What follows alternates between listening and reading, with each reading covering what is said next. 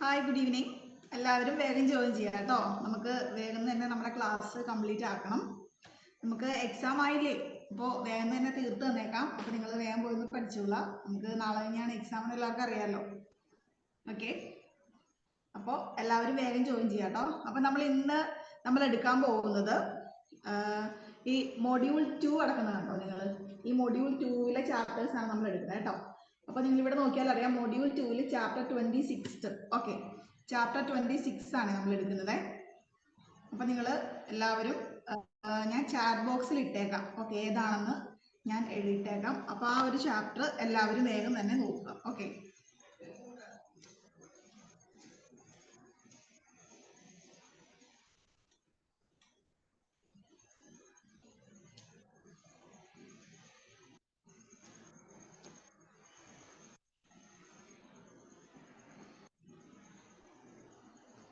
Okay, module chapter 26 ആണ് കേട്ടോ. Chapter 26. Okay, chapter 26.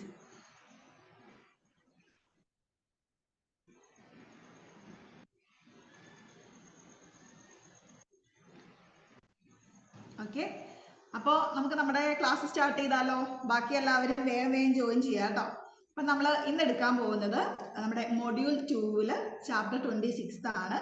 അപ്പോൾ ആ ഒരു ചാപ്റ്ററിലേക്ക് വരുമ്പം നമുക്ക് കാണാനായിട്ട് പറ്റും, നമുക്ക് ഒരു ബിസിനസ്സിൽ അല്ലെങ്കിൽ നമ്മൾ ആരോടെങ്കിലും ഒന്ന് ഇടപഴകുമ്പോൾ, അല്ലെ, നമ്മൾ ബിസിനസ് ആയിക്കോട്ടെ, അല്ലെങ്കിൽ നമ്മുടെ കമ്മ്യൂണിക്കേഷൻ, അല്ലെ, മറ്റുള്ളവരുമായിട്ട് നമ്മൾ കമ്മ്യൂണിക്കേറ്റ് ചെയ്യുമ്പോൾ അതെങ്ങനെയായിരിക്കണം, അല്ലെ, ഏതൊക്കെ രീതിയിലായിരിക്കണം നമ്മൾ അവരോട് സംസാരിക്കേണ്ടത്.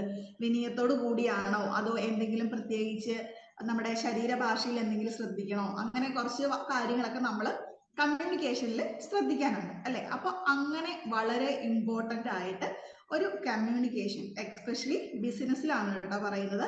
അപ്പോൾ അങ്ങനെ നമ്മളൊരു ഫോർമലായിട്ട് ഒരാളെ മീറ്റ് ചെയ്യുമ്പം, അവരോട് സംസാരിക്കുമ്പം എന്തൊക്കെ കാര്യങ്ങളാണ് നമ്മൾ ശ്രദ്ധിക്കേണ്ടത് എന്നാണ് ഈ ഒരു ചാപ്റ്ററിൽ പറയുന്നത്. ഓക്കെ, അപ്പൊ ചാപ്റ്റർ 31 ആണോ?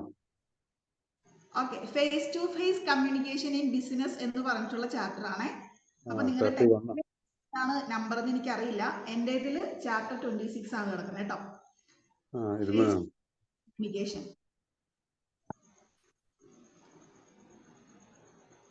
ഇതിൽ ഞങ്ങളുടെ 31 ആണ്. ഓക്കെ, 31. അപ്പോൾ നിങ്ങളുടെ ടെക്സ്റ്റില് ചാപ്റ്റർ 30. അപ്പോൾ ആ ഒരു ചാപ്റ്റർ എല്ലാവരും എടുക്കുക.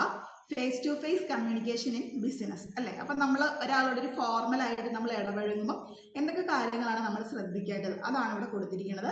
നിങ്ങൾക്ക് ഈ ചാപ്റ്ററിൽ നോക്കിയാൽ അറിയാം, നമുക്ക് വളരെ സിമ്പിൾ ആയിട്ട് നമ്മൾ പണ്ട് പഠിച്ചതുപോലെയുള്ള ചെറിയ ചെറിയ കോൺവെർസേഷന്റെ രൂപത്തിലാണ് ഇവിടെ കൊടുത്തിരിക്കുന്നത്, അല്ലെ. നമ്മൾ പണ്ട് പഠിച്ചിട്ടില്ലേ, hello, how are you, I am fine എന്നൊക്കെ പറഞ്ഞ് നമ്മൾ ചെറിയ ക്ലാസ്സിലൊക്കെ പഠിച്ചിട്ടുണ്ട്, അല്ലെ. അപ്പൊ അതുപോലെ തന്നെ വളരെ സിമ്പിൾ ആയിട്ടുള്ളൊരു കമ്മ്യൂണിക്കേഷൻ ആണ് ഇവിടെ കൊടുത്തിട്ടുള്ളത് കേട്ടോ, ഒരു കോൺവെർസേഷന്റെ രൂപത്തിൽ. അപ്പോൾ നമ്മൾ എന്തൊക്കെയാണ് ഉപയോഗിക്കേണ്ടത്, അല്ലെ, ഒരാളെ കാണുമ്പോൾ എങ്ങനെ വിഷ് ചെയ്യണം, അയാളോട് എങ്ങനെയാണ് നമ്മൾ പേരെടുത്താണോ സംസാരിക്കേണ്ടത്, അതോ അയാളുടെ പേര് കൂട്ടി, അല്ലെങ്കിൽ അയാൾ ഫീമെയിൽ ആണെങ്കിൽ മാഡം എന്ന് വിളിക്കണോ, മെയിൽ ആണെങ്കിൽ സർ എന്ന് സല്യൂട്ടേഷൻ കൊടുക്കണോ, അങ്ങനെ കുറച്ച് കാര്യങ്ങളെ കുറിച്ചാണ് ഇതിൽ പറയുന്നത്. ഓക്കെ, അപ്പൊ നമുക്ക് ഒന്ന് റീഡ് ചെയ്യാം. It is important to have good communication skills to be successful at your workplace. അല്ലെ, നമ്മൾ ജോലി ചെയ്യുന്ന സ്ഥലത്ത്, അതിപ്പോൾ സ്റ്റുഡൻ്റ് ആയിക്കൊള്ളട്ടെ, നമ്മൾ ഏതെങ്കിലും ഒരു രീതിയിൽ നമ്മൾ ജോലിക്ക് പോകുന്ന ആളായിക്കൊള്ളട്ടെ, അല്ലെ, അപ്പോൾ ഏത് മേഖലയിലാണെങ്കിലും നമുക്ക് നമ്മുടെ ഈ കമ്മ്യൂണിക്കേഷൻ, നമ്മുടെ സംസാര രീതി എന്താണ്, വളരെ ഇമ്പോർട്ടൻ്റ് ആണ്, അല്ലെ. പേജ് നമ്പർ അറിയില്ല, ഞങ്ങളുടെ ചാപ്റ്റർ 31 ആണ് കേട്ടോ. Chapter 31 face to face. Page number 191. Okay, page number 191 ആണെന്ന് പറയണം കേട്ടോ. Page number 191 chapter.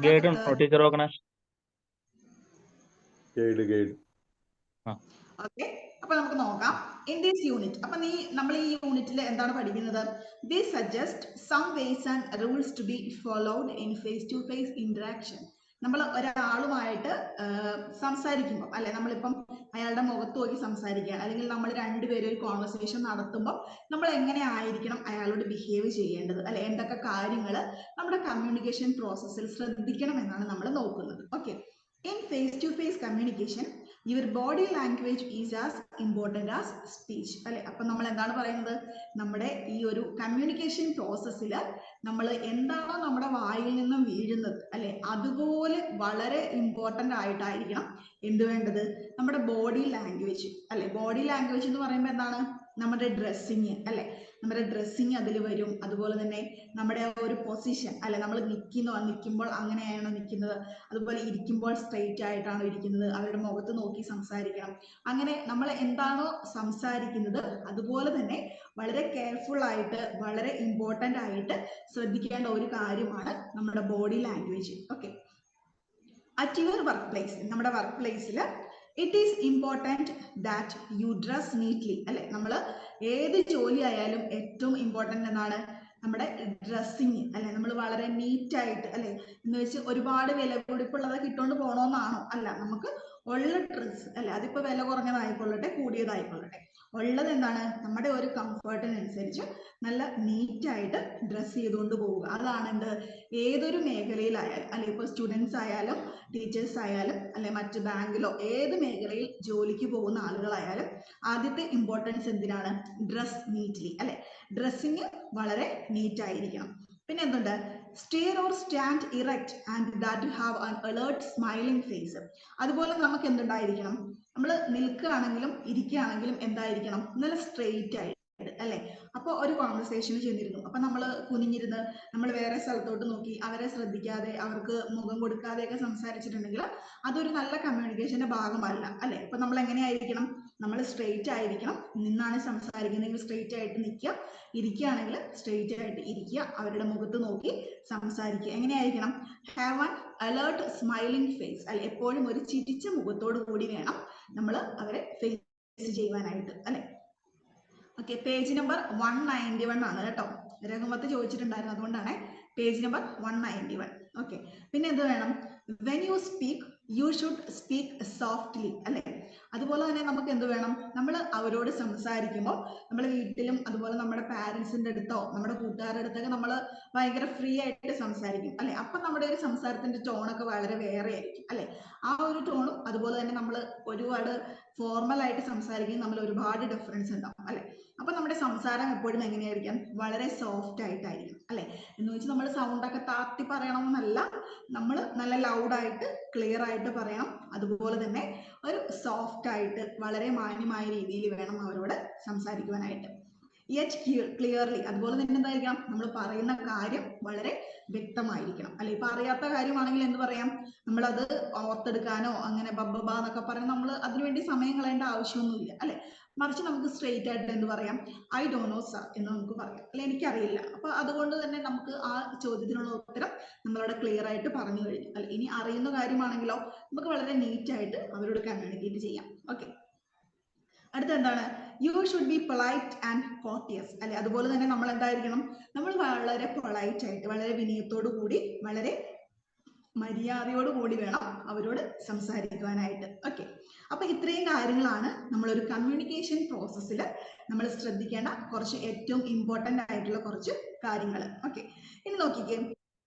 Every time you meet, there are certain expressions to be used അല്ലെ.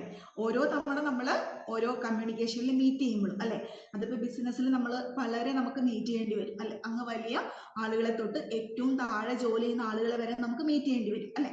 അപ്പൊ അങ്ങനെ ഓരോ തവണ നമ്മൾ അവരെ മീറ്റ് ചെയ്യുമ്പോഴും V choose them on the basis of certain criteria. നമ്മൾ അവരെ എങ്ങനെയാണ് ചൂസ് ചെയ്യുന്നത്? കുറച്ച് എന്തിന്റെ പേരിലാണ്? കുറച്ച് മാനേഴ്സ് ഉണ്ട് അല്ലെ, അതിന്റെ പേരിലായിരിക്കണം നമ്മൾ അവരെ ചൂസ് ചെയ്യേണ്ടത്. എന്തൊക്കെയാണ്? ഒന്നാമതായിട്ട് ഡിഗ്രി ഓഫ് ക്ലോസ്നെസ് അല്ലെ, അതുപോലെ തന്നെ ഡിസ്റ്റൻസ്, ഫാമിലി, ന്യൂ കൊളീഗ്, അതുപോലെ നമ്മൾ ഏറ്റവും അടുപ്പമുള്ളവരെ നമ്മൾ ആ ഒരു രീതിയിൽ അവരോട് സംസാരിക്കുക. പിന്നെ കുറച്ച് ഡിസ്റ്റന്റ് ആയിട്ടാണെങ്കിൽ അതിന്റെ ഒരു രീതിയിൽ നമ്മൾ സംസാരിക്കുക. പിന്നെ ഒന്നുണ്ട് nature of relationship, friendly, official അല്ലെ, അതുപോലെ തന്നെ നമുക്ക് പരിചയമുള്ള ആൾക്കാരാണെങ്കിൽ അവരോട് നമ്മൾ ഒരു രീതിയിലായിരിക്കും സംസാരിക്കുക. വേറെ കുറച്ചും കൂടെ അകൽച്ചയുള്ളവരാണെങ്കിൽ അതുപോലെ ആയിരിക്കും നമ്മൾ സംസാരിക്കുക അല്ലെ. പിന്നെ എന്താണ്? Status of speakers equal seniors അല്ലെ, അതുപോലെ തന്നെ നമ്മുടെ ഒപ്പം ജോലി ചെയ്യുന്നവരോട് നമുക്ക് ഒരു രീതിയിൽ സംസാരിക്കാം. നമ്മുടെ കുറച്ച് സീനിയർ ആയിട്ടുള്ള ഒരു ഓഫീസറോട് നമുക്ക് മറ്റൊരു രീതിയിലായിരിക്കും നമ്മൾ സംസാരിക്കേണ്ടത് അല്ലെ. The expressions to be used can be divided into two categories അല്ലെ. അപ്പോൾ ഈ എക്സ്പ്രഷൻസിനെ നമുക്ക് എന്താണ്? നമുക്ക് രണ്ട് കാറ്റഗറി ആയിട്ട് ഇതിനെ തരംതിരിക്കാൻ പറ്റും. They are informal, those used with the friends, long time colleagues, teammates, etc. അപ്പോൾ ഒന്നാമതായിട്ട് നമുക്ക് ഏറ്റവും അറിയാവുന്ന കുറച്ച് ആളുകൾ അല്ലെ, അത്ര ഫോർമൽ ആയിട്ടൊന്നും വിളിക്കേണ്ടാത്ത അല്ലെങ്കിൽ ഒരു ഹായ് ഹലോ ഒരു ബന്ധമൊക്കെ ഉള്ള ആളുകൾ ഉണ്ടാവുമല്ലോ. അപ്പൊ അങ്ങനെയുള്ള ആളുകളോട് സംസാരിക്കാനായിട്ട് നമുക്ക് കുറച്ച് ഗ്രീറ്റിംഗ്സും റെസ്പോൺസും അല്ലെ, അവരെ എങ്ങനെയാണ് നമ്മൾ അഭിസംബോധന ചെയ്യേണ്ടത്, അതുപോലെ അവരുടെ അടുത്ത് നമുക്ക് പ്രതീക്ഷിക്കാവുന്ന ഒരു റിപ്ലൈ അത് നമുക്ക് ഇവിടെ ടേബിൾ ആയിട്ട് നമുക്ക് കൊടുത്തിട്ടുണ്ട്. ഓക്കെ, അപ്പൊ നമുക്കതൊന്ന് വായിച്ചു നോക്കാം. ഗ്രീറ്റിംഗ് ആൻഡ് ദെയർ റെസ്പോൺസസ് അല്ലെ, അതിനകത്ത് പ്രത്യേകിച്ച് ഡിഫിക്കൽട്ട് ആയിട്ടുള്ള ഒരു വാക്കുപോലും ഇല്ല കേട്ടോ. നമുക്ക് പെട്ടെന്ന് തന്നെ വായിച്ചു നോക്കിയിട്ടുണ്ടെങ്കിൽ മനസ്സിലാക്കാൻ പറ്റും. എന്തൊക്കെയാണ്? ഒന്നാമതായിട്ട് ഇവിടെ നിങ്ങൾക്ക് കാണാൻ പറ്റും അല്ലെ, ഫസ്റ്റ് കോളത്തിൽ ഇവിടെ ഫോർമൽ ആയിട്ടുള്ള കാര്യം കൊടുത്തിട്ടുണ്ട്. കുറച്ച് ഫോർമൽ ആയിട്ട്, അതായത് ഓരോ ഓഫീസറിനെ കാണുകയാണ് അല്ലെങ്കിൽ നമ്മളെക്കാളും കുറച്ച് സീനിയർ ആയിട്ടുള്ള ഒരു വ്യക്തിനെ കാണുമ്പോൾ നമ്മൾ എങ്ങനെയാണ് സംസാരിക്കേണ്ടത്? എങ്ങനെയാണ്? ഒന്നാമതായിട്ട് എന്താണ്? ഗുഡ് മോർണിംഗ് മിസ്റ്റർ ദാസ് അല്ലെ, നമ്മൾ പറയാണ് എന്താണ്? ഗുഡ് മോർണിംഗ് പറയാം അല്ലെ. അപ്പോൾ തിരിച്ചെന്ത് പറയും? നമുക്ക് എന്ത് റെസ്പോൺസാണ് കിട്ടുക? തിരിച്ചും അതേപോലെ തന്നെ കിട്ടും അല്ലെ. ഗുഡ് മോർണിംഗ് സാർ എന്ന് കിട്ടും. പിന്നെ എന്താണ്? ഗുഡ് ആഫ്റ്റർനൂൺ സാർ മാം അല്ലെ, അത് നമ്മൾ വളരെ ഫോർമൽ ആയിട്ട് അഭിസംബോധന ചെയ്യുന്നതാണ് അല്ലെ. അപ്പൊ നമുക്ക് തിരിച്ചെന്ത് തന്നെ കിട്ടാം? ഗുഡ് ആഫ്റ്റർനൂൺ മോഹൻ മീര അല്ലെ, വളരെ ഫോർമൽ ആയിട്ടുള്ളത് കാരണം നമുക്ക് പേര് വിളിച്ച് നമുക്ക് അവരെ അഭിസംബോധന ചെയ്യാം. പിന്നെ എന്താണ്? Good evening gentleman and ladies അല്ലെ, എല്ലാവരും ഇരിക്കുകയാണെങ്കിൽ നമുക്ക് ഗുഡ് ഈവനിങ് അവർക്ക് പറയാം. അപ്പൊ നമുക്ക് തിരിച്ച് അതേപോലെ തന്നെ ഒരു ഗുഡ് ഈവനിങ് കിട്ടും അല്ലെ. ഇനി കുറച്ച് ഇൻഫോർമൽ ആയിട്ട് അല്ലെ, ഇൻഫോർമൽ എന്താണ്? നമുക്ക് കുറച്ച് അടുപ്പമുള്ള ആളുകൾ അല്ലെ, അപ്പൊ അങ്ങനെയുള്ള രീതിയിൽ നമുക്ക് എങ്ങനെ സംസാരിക്കാം? ഒന്നാമതായിട്ട് എന്താണ്? Hello, hi, how are U അല്ലെ. അപ്പൊ നമ്മൾ ഏറ്റവും അടുപ്പമുള്ളവരാകുമ്പോൾ ഹായ് ഹലോ എന്നൊക്കെ പറഞ്ഞ് നമ്മൾ കൈയൊക്കെ പൊക്കി കാണും അല്ലെ. അപ്പൊ അത് നമുക്ക് കുറച്ചും കൂടെ അടുപ്പമുള്ളതാണ്. അതിനെ നമുക്ക് എന്ത് പറയാം? ഇൻഫോർമൽ ആയിട്ടുള്ള കമ്മ്യൂണിക്കേഷൻ എന്ന് പറയാം അല്ലെ. അപ്പൊ അതിനകത്ത് എങ്ങനെയാണ് വരിക? Hello, hi, fine, thank you അല്ലെ. അപ്പൊ നമുക്കതിന് ഒരു ഹായ് ഹലോ ഒക്കെ വരുമ്പോൾ ഹായ് ഹൗ ആർ യു എന്ന് ചോദിച്ചിട്ടുണ്ടെങ്കിൽ നമ്മൾ അതിന് റിപ്ലൈ കിട്ടുന്ന എന്തായിരിക്കും? ഹായ്, ഫൈൻ, താങ്ക് യു അല്ലെ. അതായിരിക്കും നമ്മുടെ കമ്മ്യൂണിക്കേഷൻ നമുക്ക് പ്രതീക്ഷിക്കാവുന്നത്. പിന്നെ അടുത്ത് എന്താണ്? Hi dear, long time no see അല്ലെ. നമ്മൾ പറയാണ് ഒരുപാട് കാലം കൂടി കണ്ട ഒരു ഫ്രണ്ടിനെ കാണുമ്പോൾ നമ്മൾ എന്ത് പറയും? ആ, നിന്നെ കണ്ടിട്ട് ഒരുപാട് നാളായല്ലോ എന്ന് പറയും അല്ലെ. അപ്പൊ അതിന്റെ ഉത്തരം എന്തായിട്ട് നമുക്ക് കിട്ടുക? യാ, ലോങ് ടൈം നോ സീ അല്ലെ. അപ്പൊ അതിന് തീർച്ചയായിട്ടും മറുപടി എന്താ? ആ, ഒരുപാട് നാളായി കണ്ടിട്ട് അല്ലെ. അപ്പൊ അവിടെ പ്രത്യേകിച്ച് പേരെടുത്ത് വിളിക്കുന്നതിന്റെ ആവശ്യമൊന്നുമില്ല, കാരണം നമുക്ക് പേഴ്സണൽ ആയിട്ട് അറിയാവുന്ന ആളുകളാണ് അല്ലെ. അപ്പോൾ ഒരു ഇൻഫോർമൽ കമ്മ്യൂണിക്കേഷനിൽ ഇങ്ങനത്തെ ഗ്രീറ്റിംഗ്സും റെസ്പോൺസുമാണ് നമുക്ക് കിട്ടുന്നത്. പിന്നെ എന്താണ്? വാട്ട് എ പ്ലസന്റ് സർപ്രൈസ് അല്ലെ. ആ, ഇത് നിന്നെ കണ്ടിട്ട് ഭയങ്കര അതിശയമായിരിക്കുന്നു അല്ലെ, ഭയങ്കര സർപ്രൈസ്ഡ് ആയി എന്നൊക്കെ പറയും നമ്മൾ അല്ലെ. അപ്പൊ അവരും എന്ത് പറയും? ആ, സെയിം ഹിയർ, ആ എനിക്കും അങ്ങനെ തന്നെയാ തോന്നുന്നു അല്ലെ. നമ്മൾ മലയാളത്തിൽ അങ്ങനെ പറയും, ഇംഗ്ലീഷിലേക്ക് ആക്കുമ്പോൾ സെയിം ഹിയർ, ഇവിടെ അങ്ങനെ തന്നെ അല്ലെങ്കിൽ എനിക്കും അങ്ങനെ തന്നെയാ തോന്നുന്നത് എന്നായിരിക്കും നമുക്ക് റിപ്ലൈ കിട്ടുക അല്ലെ. അപ്പോൾ ഒരു ഫോർമൽ കമ്മ്യൂണിക്കേഷനിലും ഇൻഫോർമൽ കമ്മ്യൂണിക്കേഷനിലും നമ്മൾ എങ്ങനെയാണ് സല്യൂട്ടേഷൻ അല്ലെ, സല്യൂട്ട് അതായത് നമ്മൾ അഭിസംബോധന ചെയ്യുന്നത് അല്ലെ. അഭിസംബോധന എന്നതിന് ഇംഗ്ലീഷ് വേർഡാണ് കേട്ടോ സല്യൂട്ടേഷൻ എന്ന് പറയും അല്ലെ. അപ്പോൾ അഭിസംബോധന ചെയ്യുന്നത് എങ്ങനെയാണ്, അവരെ ഒന്ന് ഗ്രീറ്റ് ചെയ്യുന്നത് എങ്ങനെയാണെന്നൊക്കെയാണ് നമ്മൾ ഈ ഒരു രണ്ട് കോളത്തിലായിട്ട് കണ്ടത്. ഓക്കെ, അപ്പോൾ ഫോർമലും ഇൻഫോർമലും അല്ലെ, അത് നിങ്ങൾ തരം തിരിച്ച് ആ ഗ്രീറ്റിംഗ്സ് റെസ്പോൺസും ഒന്ന് പഠിച്ചു വയ്ക്കുക. ഓക്കെ, ഇനി അടുത്തായിട്ട് നോക്കിക്കേ. Match the responses to the greeting in the table below അല്ലെ. അപ്പോൾ ഈ രണ്ട് ഗ്രീറ്റിംഗ്സും റെസ്പോൺസും അല്ലെ, ഈ രണ്ട് കോളത്തിലായിട്ട് നമുക്ക് ഒരു എക്സാമ്പിൾ വേണ്ടിയിട്ട് നമ്മളിപ്പോൾ പഠിച്ചല്ലോ, ഒരു ഗ്രീറ്റിംഗ് റെസ്പോൺസും എങ്ങനെയായിരുന്നു പഠിച്ചു അല്ലെ.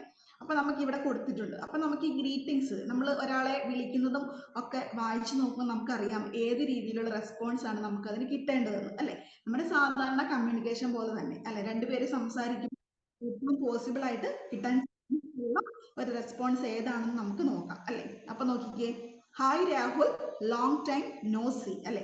ഹായ് രാഹുൽ, നിന്നെ കണ്ടിട്ട് കുറെ നാളായല്ലോ. അപ്പൊ അതിന് പോസിബിൾ ആയിട്ട് നമുക്ക് കിട്ടുന്ന റിപ്ലൈ ഏതായിരിക്കും? അവിടെ മാച്ച് ചെയ്യാനാണ് പറഞ്ഞിരിക്കുന്നത് കേട്ടോ. അപ്പൊ അതിന്റെ ആൻസറും അവിടെ താഴെ തന്നെ കൊടുത്തിട്ടുണ്ട്. അപ്പൊ എന്തായിരിക്കും അതിന് ആൻസർ വരിക? Hello Raj, I have been very BC. അപ്പൊ ഞാൻ വളരെ തിരക്കിലായിരുന്നു, അല്ലെ? അപ്പൊ നമുക്ക് കിട്ടാവുന്ന ഒരു ആൻസർ അതാണ്, അല്ലെ?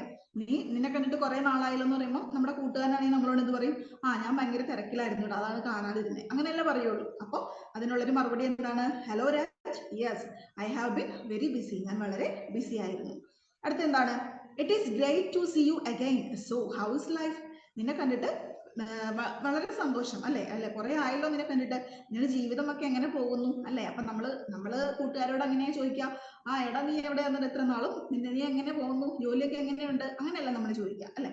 അപ്പൊ അതിന്റെ ഇംഗ്ലീഷിലേക്ക് ആക്കിയപ്പോ കുറച്ചും കൂടെ ഒരു സ്റ്റാൻഡേർഡ് ആയിട്ടുള്ള ഒരു ഫോം. ഓക്കെ, അപ്പൊ അതിനെന്തായിരിക്കും നമുക്ക് റിപ്ലൈ ഇട്ടുക? നോട്ട് ബാഡ്, ആ കുഴപ്പമില്ലാതെ പോകുന്നു, അല്ലെ? അപ്പൊ നമുക്ക് കൂട്ടുകാരനാണെങ്കിൽ നമുക്ക് മറുപടി, ആ കുഴപ്പമൊന്നുമില്ലടാ, അങ്ങനെ അങ്ങ് പോകുന്നു, അങ്ങനെ എല്ലാവരും പറയാം. അപ്പൊ അതിന്റെ എന്തായിരിക്കും ഏറ്റവും പോസിബിൾ ആയിട്ടുള്ള റിപ്ലൈ എന്താണ്? Not bad. ഓക്കെ, ഇനി അടുത്ത എന്താണ്? How are you feeling now? നിനക്കിപ്പോ എങ്ങനെയുണ്ട്, എന്താണ് തോന്നുന്നത്, അല്ലെങ്കിൽ എങ്ങനെയുണ്ട്, ജോലിക്കൊക്കെ പോയിട്ട് നല്ലതാണോ, അത് ഉദ്ദേശിച്ചാണ് how are you feeling now എന്ന് ചോദിച്ചിരിക്കുന്നത് കേട്ടോ. അപ്പൊ എന്താണ്? Much better, thank you. ആ, വലിയ കുഴപ്പമൊന്നുമില്ല, നന്ദി എന്ന് നമ്മൾ പറയും, അല്ലെ? അപ്പൊ നന്ദിയുടെ ഒന്നും ആവശ്യം നമ്മൾ മലയാളത്തിലൊന്നും പറയില്ല, അല്ലെ? നിനക്കിപ്പോ എങ്ങനെയുണ്ടെന്ന് ചോദിച്ചാൽ നമ്മൾ എന്ത് പറയും? ആ കുഴപ്പമൊന്നുമില്ലടാ, ഇച്ചിരി ഭേദമൊക്കെ ഉണ്ട് എന്നൊക്കെ പറയും, അല്ലെ? അപ്പോൾ ഒരു ഇംഗ്ലീഷിലാവുമ്പോൾ കുറച്ചും കൂടെ ഫോർമൽ ആയിട്ട് മച്ച് ബെറ്റർ, താങ്ക് യു എന്ന് നമ്മൾ പറയും. ഓക്കെ, ഇനി അടുത്ത എന്താണ്? Hello mister Gupta and how are U keeping these days? ആ മിസ്റ്റർ ഗുപ്ത, നിങ്ങൾ ഈ ദിവസങ്ങളിൽ എന്തൊക്കെയാണ് ചെയ്തത്, അല്ലെങ്കിൽ ഈ ദിവസങ്ങളിൽ നിങ്ങൾ എങ്ങനെ പോയി, എങ്ങനെ ഉണ്ടായിരുന്നു നിങ്ങളുടെ ഈ ദിവസങ്ങളൊക്കെ? അപ്പൊ അതിന് ആൻസർ എന്തായിരിക്കും പറയുക? I am very well, thank you, അല്ലെ? ആ, നന്നായിരുന്നു, ഒരു കുഴപ്പം ഉണ്ടായിരുന്നില്ല, താങ്ക് യു, അല്ലെ? അപ്പൊ നമ്മളോട് ചോദിക്കുമ്പോൾ നമ്മൾ എന്താ പറയാ? ആ കുഴപ്പമൊന്നുമില്ല, നല്ല രസം ഉണ്ടായിരുന്നു, അല്ലെ? നന്നായിട്ട് എൻജോയ് ചെയ്യുന്നൊക്കെ നമ്മൾ പറയും, അല്ലെ? അപ്പൊ അതിന് ഏറ്റവും പോസിബിൾ ആയിട്ടുള്ള റിപ്ലൈ എന്താണ്? I am very well, thank you. Okay, അപ്പോൾ ഗ്രീറ്റിംഗ്സ് റെസ്പോൺസും ഒരു ബുദ്ധിമുട്ടും ഇല്ല. ഇത് മാച്ച് ചെയ്യാനൊക്കെ എക്സാമിന് വന്നിട്ടുണ്ടെങ്കിൽ നിങ്ങൾക്ക് സിമ്പിൾ ആയിട്ട് ചെയ്യാം, അല്ലെ?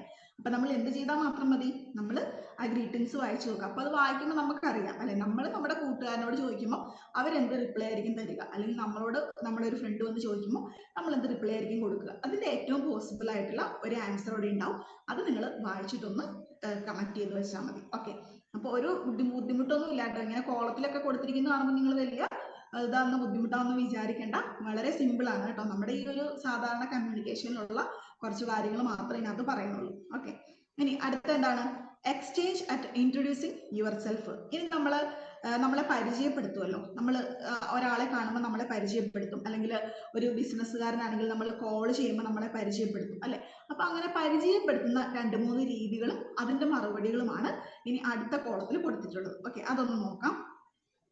ഇനി good morning, I'm Shashi Tharoor from accounts, അല്ലെ? അപ്പൊ നമ്മൾ ഒരു കസ്റ്റമറെ ബാങ്കിൽ നിന്ന് വിളിക്കുകയാണ്, അല്ലെ? അപ്പൊ നമ്മൾ എന്തായിരിക്കും പറയുക? ആ hello sir, good morning, I'm Shashi Tharoor from accounts, ഞാൻ അക്കൗണ്ട്സിൽ നിന്നാണ് നിങ്ങളെ വിളിക്കുന്നത്, അല്ലെ? അപ്പൊ നമ്മളോട് ഫോർമലായിട്ട്, വളരെ ഫോർമലായിട്ട് സംസാരിക്കും, അല്ലെ? പിന്നെ അടുത്ത എന്താണ്? അപ്പൊ അവിടെ നിന്ന് നമുക്ക് റെസ്പോൺസ് എന്തായിരിക്കും? Pleasure meeting you mister Tharoor, I'm Aravind Raj from personal. അപ്പോൾ അപ്പുറത്തെ സൈഡിൽ നിന്നുണ്ടാവും, ആ ഓക്കെ, നിങ്ങളെ മീറ്റ് ചെയ്തതിൽ വളരെ സന്തോഷം, അല്ലെങ്കിൽ നിങ്ങൾ വിളിച്ചതിൽ വളരെ സന്തോഷം. ആരാണ് സംസാരിക്കുന്നത്? നമ്മൾ തിരിച്ച് നമ്മുടെ പേര് വെളിപ്പെടുത്തി കൊടുക്കുന്നു, അല്ലെ? I M Aravind Raj from Anand Raj from personal, ഞാൻ ആനന്ദാണ് ഇവിടെ സംസാരിക്കുന്നത്, അല്ലെ?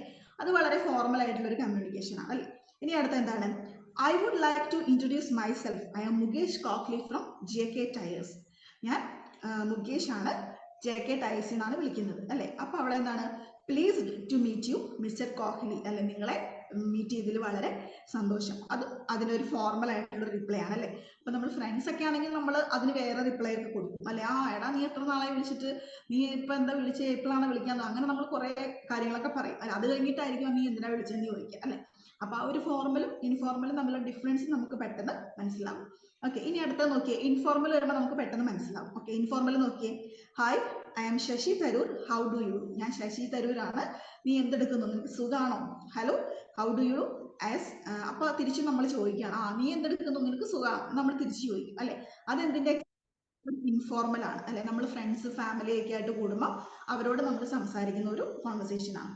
Hello, you must be Nita Singh, I'm Mukesh Kohli. അപ്പൊ ഇനി ഇൻഫോർമൽ ആയിട്ടുള്ള ഒരു സംഭാഷണമാണെങ്കിൽ നമ്മൾ ഫോൺ വിളിച്ച് ചോദിക്കല്ലേ, ഹലോ ഇത് നിതയല്ലേ, ഞാൻ മുകേഷ് ആണ് വിളിക്കുന്നത് എന്ന് പറഞ്ഞിട്ടായിരിക്കും നമ്മൾ വിളിക്കുക അല്ലെ. അല്ലെങ്കിൽ ഹലോ ഞാൻ എന്നെ പരിചയപ്പെടുത്തട്ടെ എന്നൊക്കെ ചോദിച്ച് നമ്മൾ ഒരിക്കലും ഫ്രണ്ട് അല്ലെ. അപ്പൊ തിരിച്ച് നമുക്ക് എന്ത് റിപ്ലൈ കിട്ടും? Yes I'm Nita, nice meeting you. ഞാൻ നിതയാണ്, നീ വിളിച്ചതിൽ വളരെ സന്തോഷം അല്ലെ. അപ്പൊ ഞാൻ നിതയാണ്, നീ എന്താ വിളിച്ചേ എന്നൊക്കെ നമ്മൾ ചോദിക്കും അല്ലെ. അപ്പൊ ആ ഒരു ഇൻഫോർമൽ ആയിട്ടുള്ള കോൺവെർസേഷൻ തന്നെയാണ് ഇവിടെ ഉദ്ദേശിക്കുന്നത് കേട്ടോ. ഇനി അടുത്ത എന്താണ്? Excuse me, are you Nita Singh, I'm Mukesh, remember me. അപ്പൊ എന്താ ചോദിക്കുക? നിത, നീ എന്നെ ഓർക്കുന്നുണ്ടോ? ഞാൻ മുകേഷ് ആണ് അല്ലെ. അപ്പൊ കുറെ നാൾ കൂടി വിളിച്ച ഫ്രണ്ട്സ് ആയിരിക്കും അല്ലെ. അപ്പൊ എന്ത് കിട്ടും? Yes I'm good to meet you again. അപ്പൊ എടാ നിന്നെ വിളിച്ചതിൽ ഒരുപാട് സന്തോഷം, നീ ഇത്ര നാൾ എവിടെയായിരുന്നു? അപ്പൊ നമ്മൾ ഒരുപാട് വിശേഷങ്ങളൊക്കെ ചോദിക്കും അല്ലെ.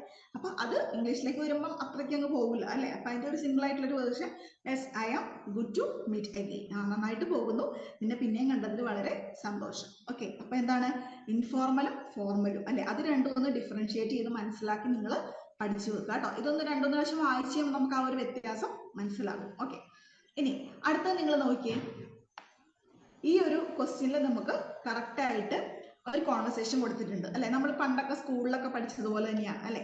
ഇവിടെ ഒരു വ്യത്യാസം ഉണ്ടെന്ന് വെച്ചാൽ നമുക്ക് ഇവിടെ ഫില്ല് ചെയ്യേണ്ട കാര്യങ്ങൾ ഈ ഒരു കോളത്തിൽ കൊടുത്തിട്ടുണ്ട്. അപ്പൊ നമ്മൾ ഇപ്പൊ ഒരു പഠിച്ചില്ലേ, അതുപോലെ തന്നെ നമ്മൾ ഇത് വായിച്ചു വരുമ്പോൾ നമുക്ക് കറക്റ്റ് ആയിട്ട് മനസ്സിലാവും.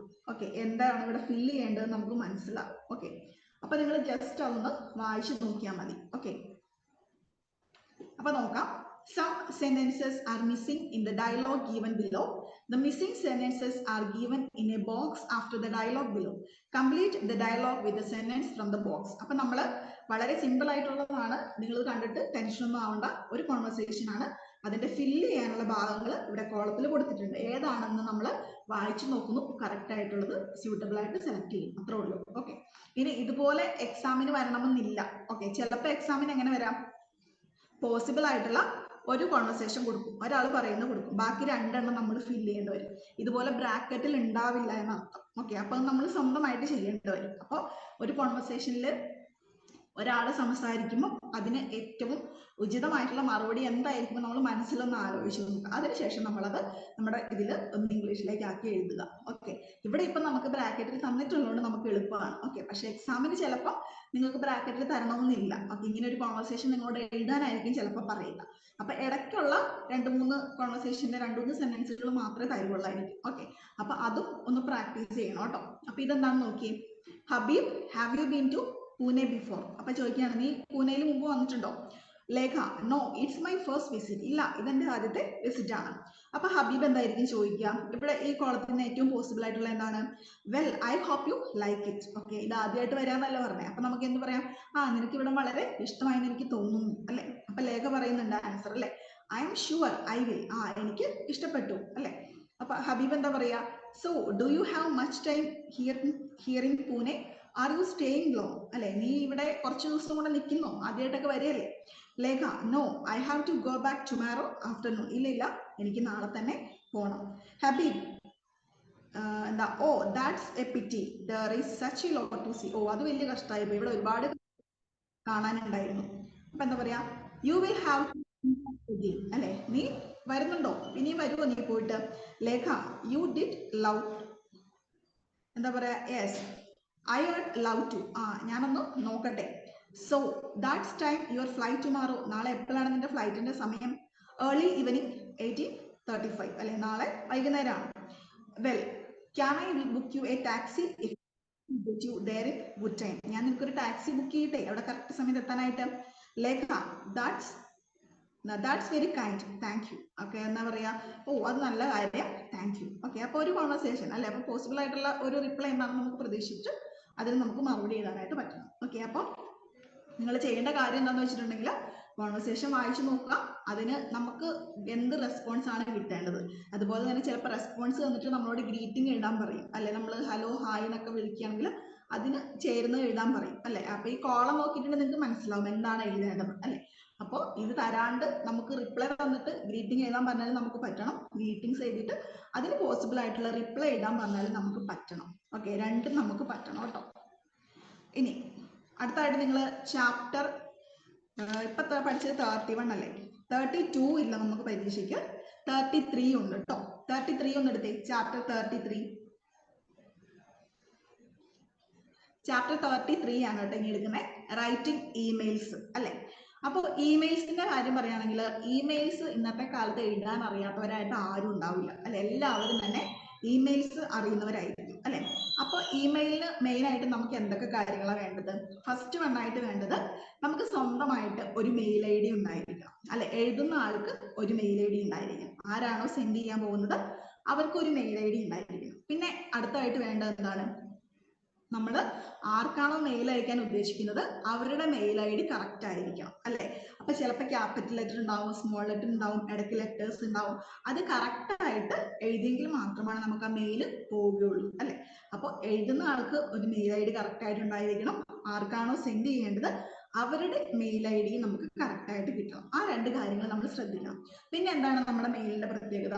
മെയിൽ ചെയ്യുമ്പോൾ നമ്മൾ ഏറ്റവും ഇമ്പോർട്ടൻ്റ് ആയിട്ടുള്ള കാര്യങ്ങൾ വളരെ ബ്രീഫ് ആക്കി നമ്മൾ പറയുക. അതാണ് നമ്മുടെ മെയിലിൽ നമ്മൾ ഉദ്ദേശിക്കുന്നത് അല്ലെ. നമ്മൾ ലെറ്റർ ഒക്കെ എഴുതുന്ന പോലെ അല്ലെങ്കിൽ ഫോൺ വിളിച്ച് സംസാരിക്കുമ്പോൾ നമ്മൾ വാരി വലിച്ച് എഴുതേണ്ട ഒരാവശ്യമില്ല അല്ലെ. കറക്റ്റായിട്ട് എന്താണോ നമുക്ക് കാര്യങ്ങൾ പറയാനുള്ളത് അത് വളരെ ബ്രീഫ് ആക്കി നമുക്ക് എഴുതാം. അതാണ് നമ്മൾ ഒരു മെയിൽ ഐ ഡിയും കൊണ്ട് ഉദ്ദേശിക്കുന്നത്. ഓക്കെ, അപ്പൊ ഇവിടെ കൊടുത്തിട്ടുണ്ട് അല്ലെ. ഒന്നാമത്തെ ക്വസ്റ്റ്യൻ നോക്കിയേ, the use of email or electronic mail is steadily increasing അല്ലെ. അപ്പൊ നമ്മുടെ ഇന്നത്തെ കാലത്ത് നമുക്ക് ഫോൺ വഴിയാണ് എല്ലാ കാര്യങ്ങളും അല്ലെ. അപ്പൊ ഏത് രാജ്യത്തിരിക്കുന്ന ആളുമായിട്ടും കോൺടാക്ട് ചെയ്യാനായിട്ട് നമുക്ക് നമ്മുടെ മെയിൽ ഐ ഡിയും അതുപോലെ ഫേസ്ബുക്ക്, ഇൻസ്റ്റാഗ്രാം, ഒരുപാട് സോഷ്യൽ മീഡിയാസ് ഉണ്ട് അല്ലെ. അപ്പൊ അതിനകത്ത് മെയിലും എന്താണ് വളരെ ഇമ്പോർട്ടൻ്റ് ആണ് അല്ലെ. നമ്മൾ ജിമെയിലിനൊക്കെ കുറച്ചും കൂടെ പറഞ്ഞാൽ നമുക്ക് അറിയാൻ പറ്റും അല്ലെ. ജിമെയിലൊക്കെയാണ് ഇപ്പൊ കൂടുതലായിട്ട് എല്ലാവരും ഉപയോഗിക്കുന്നത് അല്ലെ. Email is cheaper and faster than a letter അല്ലെ. അപ്പോൾ ഒരു ലെറ്റർ എളുപ്പത്തിൽ പണച്ചെലവൊന്നും ഇല്ലാതെ തന്നെ നമുക്ക് വളരെ പെട്ടെന്ന് നമ്മുടെ വിവരങ്ങളൊക്കെ അറിയിക്കാൻ പറ്റുന്ന ഒരു ഉപാധിയാണ് നമ്മുടെ ഇമെയിൽ എന്ന് പറയുന്നത്. Less interfering than a phone call and easier to send than a fax അല്ലെ. അപ്പോൾ ഒരു ഫോൺ കോൾ ചെയ്യുന്നത്രയും ബുദ്ധിമുട്ടുമില്ല, അതുപോലെ തന്നെ ഒരു ഫാക്സ് എത്തുന്നതിനേക്കാൾ കൂടുതലായിട്ട് പെട്ടെന്ന് തന്നെ നമുക്ക് അത് നമ്മുടെ സന്ദേശം അവിടെ എത്തിക്കുകയും ചെയ്യാം. While using email, differences in location and time zone do not remain an obstacle അല്ലെ. അപ്പൊ ഇത് മറ്റൊരു രാജ്യത്തിരുന്നാണ് നമ്മൾ അയക്കുന്നതെങ്കിലും അവിടുത്തെ സമയ വ്യത്യാസമാണെങ്കിലും ഇവിടുത്തെ സമയ വ്യത്യാസമാണെങ്കിലും അതൊന്നും നമുക്കൊരു പ്രശ്നമല്ല അല്ലെ. മെയിലിന് അങ്ങനെ യാതൊരുവിധ തടസ്സങ്ങളും ഇല്ല. For example, if you send an email from America, they will get it immediately അല്ലെ. അപ്പൊ ഇപ്പൊ അമേരിക്കയിൽ നിന്ന് നമുക്കൊരു മെയിൽ അയക്കുകയാണെങ്കിൽ അവിടെ നമുക്ക് ടൈം വ്യത്യാസമുണ്ട് അല്ലെ. അപ്പോൾ അവര് രാത്രിയിൽ അയക്കണമെങ്കിലും നമുക്ക് ഇവിടെ ഒരു കുഴപ്പമില്ലാണ്ട് നമ്മളിപ്പോ ണെങ്കിൽ നമുക്കൊരു കുഴപ്പമില്ലാണ്ട് അത് കിട്ടും അല്ലെ. ഇനി നേരെ തിരിച്ചാണെങ്കിലോ നമ്മൾ ഇവിടെ നിന്ന് അയക്കുകയാണെങ്കിലും അവർ കിടന്നുറങ്ങുകയാണെങ്കിൽ അവരുടെ മെയിൽ അവിടെ റിസീവ് ചെയ്തോളൂ. അപ്പൊ അങ്ങനെ യാതൊരു തടസ്സങ്ങളൊന്നും ഇല്ലാതെ നമുക്ക് വളരെ കംഫർട്ടബിൾ ആൻഡ് ഈസി ആയിട്ട് നമ്മുടെ മെസ്സേജ് ഒക്കെ കൈമാറാൻ പറ്റുന്ന ഒരു ഉപാധിയാണ് നമ്മുടെ ഇമെയിൽ എന്ന് പറയുന്നത്. ഓക്കെ, ഇനി tips four writing effective emails. ഇനി ഒരു നല്ല ഇമെയിൽ എങ്ങനെ എഴുതാം, അല്ലെങ്കിൽ ഒരു നല്ല ഇമെയിൽ ഉണ്ടായിരിക്കേണ്ട കുറച്ച് ഫാക്ടേഴ്സ് ഏതൊക്കെയാണെന്നാണ് ചോദിച്ചിരിക്കുന്നത്. ഓക്കെ, എന്തൊക്കെയാണ്? Know the receiver of your email. ഞാൻ ആദ്യം പറഞ്ഞു അല്ലെ, എന്താണ്? ആർക്കാണോ ഇമെയിൽ അയക്കേണ്ടത് അവരുടെ മെയിൽ ഐ ഡി നമ്മൾ കറക്റ്റ് ആയിട്ട് അറിഞ്ഞിരിക്കുക. കൺഫേം ദ ഇമെയിൽ അഡ്രസ് അല്ലെ. ഇമെയിൽ അഡ്രസ് കറക്റ്റ് ആണോ എന്ന് കൺഫേം ചെയ്യുക അല്ലെ. കാരണം ചിലർ ക്യാപിറ്റൽ ലെറ്റർ, സ്മോൾ ലെറ്റർ, ഇടയ്ക്ക് നമ്പേഴ്സ് ഒക്കെ യൂസ് ചെയ്തിട്ടായിരിക്കും മെയിൽ ഐ ഡി ക്രിയേറ്റ് ചെയ്യുക അല്ലെ. അപ്പോൾ അവരുടെ പേരും അഡ്രസ്സൊക്കെ നമുക്ക് അറിയാമെങ്കിലും ഇമെയിൽ ഐ ഡി വളരെ ചിലപ്പോൾ ഡിഫറെന്റ് ആയിരിക്കും. അപ്പോൾ കറക്റ്റ് ആയിട്ടും ഇമെയിൽ ഐ ഡി കൺഫേം ചെയ്യുക, അത് കറക്റ്റ് ആണോ എന്ന് നോക്കുക. Use and appropriate subject line. അപ്പൊ നമ്മൾ മെയിൽ എഴുതുമ്പോൾ നമുക്കറിയാം അല്ലെ, ഫ്രം ടു സബ്ജക്ട് എന്ന് പറഞ്ഞ ഒരു ലൈൻ കൂടെ അവിടെ കാണും. അപ്പൊ ആ സബ്ജക്റ്റിന്റെ അവിടുത്തെ എന്താണോ നമ്മൾ അയക്കാൻ ഉദ്ദേശിക്കുന്നത്, ഇപ്പൊ ഒരു ജോബിന് വേണ്ടിയിട്ടാണെങ്കിൽ നമുക്ക് ആ സബ്ജക്റ്റിന്റെ അവിടുത്തെ എന്താ ബയോഡേറ്റ എന്ന് എഴുതാം അല്ലെ. അപ്പൊ നമുക്ക് മെയിൽ റിസീവ് ചെയ്യുന്ന ആൾക്ക് പ്രത്യേകിച്ച് അത് എന്താണെന്ന് തുറന്നു നോക്കേണ്ട ആവശ്യം വരുന്നില്ല. ഇത് ബയോഡേറ്റയാണ്, അത് പിന്നീട് ചെക്ക് ചെയ്യാൻ പറഞ്ഞിട്ട് നമുക്ക് മാറ്റി വയ്ക്കാം. അല്ലെങ്കിൽ അത്യാവശ്യമുള്ളതാണെങ്കിൽ ഇത് ബയോഡേറ്റ ആണല്ലോ ഇപ്പൊ തന്നെ നോക്കണം എന്ന് പറഞ്ഞിട്ട് ആ സബ്ജക്ട് ലൈൻ കാണുമ്പോൾ അവർക്കത് മനസ്സിലാകും. ഓക്കെ, അപ്പൊ എന്താണോ നമ്മൾ അയക്കുന്നത്, ഇതിന്റെ ഒരു പർപ്പസ് ആണ്, അത് നമ്മൾ എന്ത് ചെയ്യണം, ആ ഒരു സബ്ജക്ട് ലൈനിൽ മെൻഷൻ ചെയ്തിരിക്കണം. പിന്നെ എന്താണ്? ബി ബ്രീഫ് അല്ലെ. നമ്മൾ വലിച്ചു വാരിയൊന്നും എഴുതണ്ട, നമുക്ക് വളരെ ആവശ്യമുള്ള കാര്യങ്ങൾ മാത്രം നമ്മൾ അതിൽ എഴുതിയാൽ മതി. പിന്നെ എന്താണ്? Be careful with grammar and spelling അല്ലെ. നമ്മൾ എഴുതുമ്പോൾ സ്പെല്ലിംഗ് മിസ്റ്റേക്ക് ഒന്നും അധികം വരുത്താതെ ഗ്രാമറിന്റെ കാര്യങ്ങളൊക്കെ കുറച്ച് ശ്രദ്ധിച്ചു വേണം അതിൽ എഴുതാനായിട്ട്. യൂസ് അപ്രോപ്രിയേറ്റ് ഫോർമാറ്റിംഗ് അല്ലെ, അതിന്റെ കറക്റ്റ് ആയിട്ടുള്ള ഒരു ഫോർമാറ്റ് ഒക്കെ യൂസ് ചെയ്യുക അല്ലെ. അപ്പൊ നമുക്ക് സബ്ജക്ട് എഴുതി, ഫ്രം എഴുതി, ടു എഴുതി, സബ്ജക്ട് എഴുതി, പിന്നെ നമുക്കൊരു സല്യൂട്ടേഷൻ വേണം അല്ലെ, സാർ അല്ലെങ്കിൽ മാഡം എന്ന് നമുക്ക് എഴുതാം. പിന്നെ അതിന്റെ കണ്ടന്റ് അല്ലെ, നമുക്ക് ഫസ്റ്റ് ഒരു പാരഗ്രാഫ് ആക്കി എഴുതാം. പിന്നെ നമ്മുടെ അവസാനമായിട്ട് നമുക്ക് നമ്മുടെ ഒരു എൻഡിങ് വേണമല്ലോ. അപ്പൊ നമ്മുടെ യുവേഴ്സ് സിൻസിയർലി, യുവേഴ്സ് ഫെയ്ത്ത്ഫുള്ളി, പിന്നെ നമ്മുടെ പേര്, അങ്ങനെ കറക്റ്റ് ആയിട്ട് ഒരു ഫോർമാറ്റ് അതിന് ഉണ്ടാവണം. ഓക്കെ. പിന്നെ എന്താണ്, be careful while sending attachments അല്ലെ. അപ്പൊ നമ്മൾ മെയിൽ ഐ ഡി എഴുതി അല്ലെ, അപ്പൊ ലെറ്റർ എഴുതുമ്പോൾ നമ്മുടെ വിവരങ്ങളൊക്കെ എഴുതി കഴിഞ്ഞു. ഇപ്പൊ അതിന്റെ കൂടെ നമുക്കൊരു ഫോട്ടോയും കൂടെ അയക്കണമെന്നുണ്ട്. അപ്പൊ നമുക്ക് മെയിൽ ഐ ഡി അയക്കുന്നവർക്ക് അറിയാം അല്ലെ, അറ്റാച്ച്മെന്റ് എന്ന് പറഞ്ഞൊരു ഓപ്ഷൻ ഉണ്ട് അല്ലെ.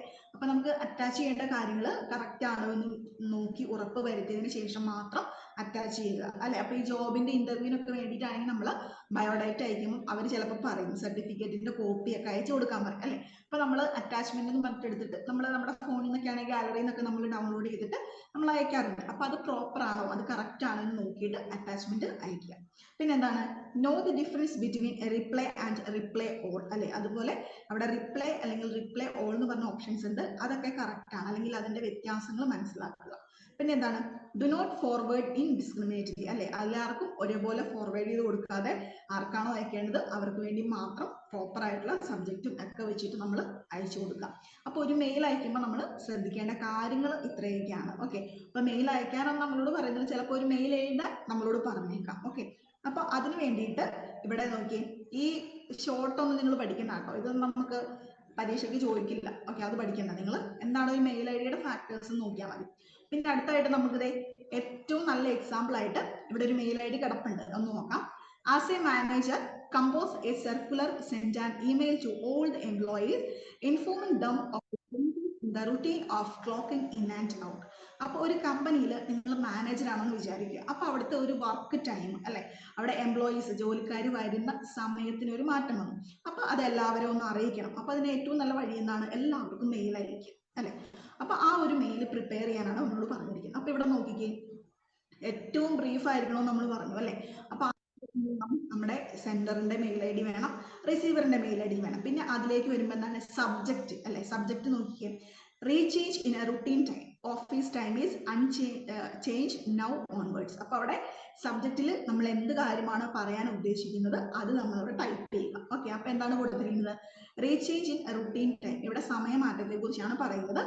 Office time is change now onwards, ഓഫീസിലെ സമയം ഇന്ന് തൊട്ട് മാറുകയാണ്, അതാണ് സബ്ജക്റ്റ്. അപ്പൊ ഈ മെയിൽ എടുത്ത് നോക്കുന്ന ഒരാൾക്ക് കറക്റ്റ് ആയിട്ടും എന്താണ് ഈ മെയിലിന്റെ പർപ്പസ് എന്ന് മനസ്സിലാവും. അപ്പൊ വളരെ ഇമ്പോർട്ടന്റ് ആയതുകൊണ്ട് നമുക്ക് ഓപ്പൺ ചെയ്ത് നോക്കാം. ഓക്കെ. അപ്പൊ എന്താണ്, ഇനി നമ്മുടെ കണ്ടന്റ് നോക്കിക്കുകയും ന്യൂ ടൈമിങ്സ്. അപ്പൊ നിങ്ങൾ ഇങ്ങോട്ട് ഇങ്ങനെയുള്ള സമയത്ത് വരണം, ഇന്ന സമയത്തേ പോകാൻ പാടുള്ളൂ എന്നൊന്നും പറഞ്ഞ് ഒട്ടും വലിച്ചു നീട്ടിയിട്ടില്ല അല്ലെ, ആവശ്യമുള്ള ഒരു കാര്യം മാത്രം. New time is winter's 9:30 AM to 5:30 PM, summers 9 AM to 5 PM. അപ്പോൾ വളരെ ബ്രീഫായിട്ട് സമയം മാത്രമേ ഉള്ളൂ. പക്ഷെ ഇത് വായിക്കുന്ന എംപ്ലോയീസിന് എല്ലാവർക്കും മാനേജർ എന്താണ് കറക്റ്റ് ആയിട്ട് ഉദ്ദേശിക്കുന്നതെന്ന് മനസ്സിലാവും അല്ലെ. അപ്പൊ അല്ലാണ്ട് ഓരോരുത്തരെയും വിളിച്ചിട്ട് നാളെ തൊട്ട് ഇങ്ങനെയാണ്, ഇന്ന സമയത്ത് വന്ന് ഇന്ന സമയത്തേ പോകാൻ പറ്റുള്ളൂ എന്നൊന്നും വലിച്ചു നീട്ടി പറയണ്ട കേട്ടോ. അപ്പൊ മെയിലിൽ എന്തായിരിക്കണം, വളരെ ബ്രീഫ് ആയിരിക്കണം, സബ്ജക്റ്റ് ഉണ്ടായിരിക്കണം, അതുപോലെ കണ്ടന്റ് ഉണ്ടായിരിക്കണം, അതിന്റെ റിസീവറിന്റെ മെയിൽ ഐ ഡി ഉണ്ടായിരിക്കണം, സെൻഡറിന്റെ മെയിൽ ഐ ഡി ഉണ്ടായിരിക്കണം. അപ്പൊ ഇത്രയും കാര്യങ്ങളാണ് ഒരു മെയിൽ ഐ ഡിയിൽ ശ്രദ്ധിക്കാനുള്ളത്. ഓക്കെ. അപ്പൊ നിങ്ങൾ ഇത്രയും കാര്യങ്ങൾ നിങ്ങൾ ശ്രദ്ധിച്ചാൽ മതി കേട്ടോ. അപ്പം ഒരു മെയിൽ എഴുതാൻ പറഞ്ഞിട്ട് നിങ്ങൾ ഇത്രയും കാര്യങ്ങൾ ഓർത്തിട്ട് വളരെ ബ്രീഫ് ആക്കി എഴുതാൻ മതി. ഇനി ഒരു ജോബ് ഓപ്പർച്യൂണിറ്റിക്ക് വേണ്ടിയിട്ടാണെങ്കിൽ നിങ്ങളോട് എഴുതാൻ പറയുന്നെങ്കിലോ, അപ്പോഴും നിങ്ങൾ ഇത് തന്നെ ഫോളോ ചെയ്യുക കേട്ടോ. അപ്പൊ സെൻഡറിന്റെ അഡ്രസ്സ്, റിസീവറിന്റെ അഡ്രസ്സ്, പിന്നെ സബ്ജക്റ്റ്. അപ്പൊ അവിടെ നമുക്ക് എന്ത് എഴുതാം, അപ്ലൈങ് ഫോർ ദ ജോബ് അല്ലെങ്കിൽ applying for the post of എന്താണ് technician in your reputed firm എന്ന് പറഞ്ഞു എഴുതാം അല്ലെ. അപ്പൊ നമുക്ക് എന്താണ് നമ്മുടെ പർപ്പസ് എന്ന് മനസ്സിലാവും. അല്ലെങ്കിൽ അപ്ലൈ സബ്ജക്റ്റിന്റെ അവിടെ എന്ത് എഴുതാം, ബയോഡേറ്റ എന്ന് പറഞ്ഞ് എഴുതാം അല്ലെ. പിന്നെ കണ്ടന്റിന്റെ അവിടെ എന്ത് എഴുതണം, റെസ്പെക്ടഡ് സർ ഓർ മാഡം എന്ന് എഴുതാം അല്ലെ. മാഡം എന്ന് എഴുതിയിട്ട് പിന്നെ എന്ത് വേണം, പിന്നെ നമുക്ക് പറയാം I write in this email to know about the vacancies in your reputed firm എന്ന് പറഞ്ഞ് എഴുതാം. ഓക്കെ. പിന്നെ എന്ത് പറയാം, നമുക്ക് അതിന്റെ കൂടെ ഞാൻ എൻ്റെ ബയോഡേറ്റ വെക്കുന്നു. Here I attaching my CV with this mail, ഞാൻ ഇതിന്റെ കൂടെ എൻ്റെ ബയോഡേറ്റ വെക്കുന്നു. പ്ലീസ് ചെക്ക് ഇറ്റ് നൗ അല്ലെ, ഇത് ദയവായി ചെക്ക് ചെയ്യുക. I look forward to hearing from you, ഞാൻ നിങ്ങൾക്ക് വേണ്ടി കാത്തിരിക്കുന്നു അല്ലെങ്കിൽ നിങ്ങളിൽ നിന്ന് മറുപടിക്കായിട്ട് ഞാൻ വെയിറ്റ് ചെയ്യും അല്ലെ. യുവേഴ്സ് സിൻസിയർലി എന്ന് പറഞ്ഞിട്ട് നമ്മുടെ സൈൻ പേര്. ഓക്കെ. അപ്പൊ അത്രയും ഉണ്ടെങ്കിൽ നമുക്ക് ഒരു ജോബ് ഇന്റർവ്യൂവിന്റെ ലെറ്ററുമായി. ഓക്കെ. അപ്പോൾ ഇത്രയും കാര്യങ്ങൾ മാത്രം നിങ്ങൾ ഒരു മെയിൽ ID അയക്കുമ്പോൾ നിങ്ങൾ ശ്രദ്ധിച്ചാൽ മതി. ഓക്കെ, അപ്പൊ മെയിൽ ID യുടെ കാര്യമൊന്നും പ്രത്യേകിച്ച് ഇന്നത്തെ കാലത്ത് നമുക്ക് ക്ലാസ്സിലൊന്നും പറഞ്ഞു കൊടുക്കേണ്ട ആവശ്യമില്ല, കാരണം അത് എല്ലാവർക്കും അറിയാവുന്ന കാര്യങ്ങൾ അല്ലെ. ഇനി അടുത്ത നോക്കിക്കേ, അടുത്ത എന്താണ്, ഒരു ഈ ചാപ്റ്ററും കൂടെ ഉള്ളൂ കേട്ടോ, റൈറ്റിംഗ് റിപ്പോർട്ട്സ്. ഓക്കെ, റിപ്പോർട്ട്സിൽ എന്തൊക്കെയാണ്, how to write a report അല്ലെ, ഒരു റിപ്പോർട്ട് എങ്ങനെ എഴുതാം. അതായത് നമ്മളൊരു മീറ്റിംഗ് അറ്റൻഡ് ചെയ്തു അല്ലെ, ഇപ്പം നമ്മൾ ഈ ക്ലാസ് അറ്റൻഡ് ചെയ്യാന്ന് വിചാരിക്കാം. അപ്പൊ നമ്മൾ ഈ ക്ലാസ് അറ്റൻഡ് ചെയ്ത് കഴിയുമ്പോൾ നമ്മളോട് പറയുകയാണ്, നിങ്ങൾ ഇന്ന് അറ്റൻഡ് ചെയ്ത ക്ലാസ്സിനെ കുറിച്ച് നിങ്ങളൊരു മീറ്റിംഗ് എഴുതാൻ പറയും. അപ്പോൾ ഒരു റിപ്പോർട്ട് എഴുതാൻ പറയാം. അപ്പൊ നമുക്ക് എന്തൊക്കെ എഴുതണം, ക്ലാസ് എപ്പോൾ സ്റ്റാർട്ട് ചെയ്തു, ആരാണ് ക്ലാസ് എടുത്തത്, ക്ലാസ്സിൽ എത്ര പേര് പാർട്ടിസിപ്പേറ്റ് ചെയ്തു, ഏതൊക്കെ ടോപ്പിക്സ് ആണ് സംസാരിച്ചത്, അല്ലെ ആരെങ്കിലും ഡൗട്ട്സ് ചോദിച്ചു, എപ്പോഴാണ് ക്ലാസ് തീർന്നത്, അങ്ങനെ നമുക്ക് അതിനെപ്പറ്റി ഒരുപാട് കാര്യങ്ങൾ എഴുതാം അല്ലെ.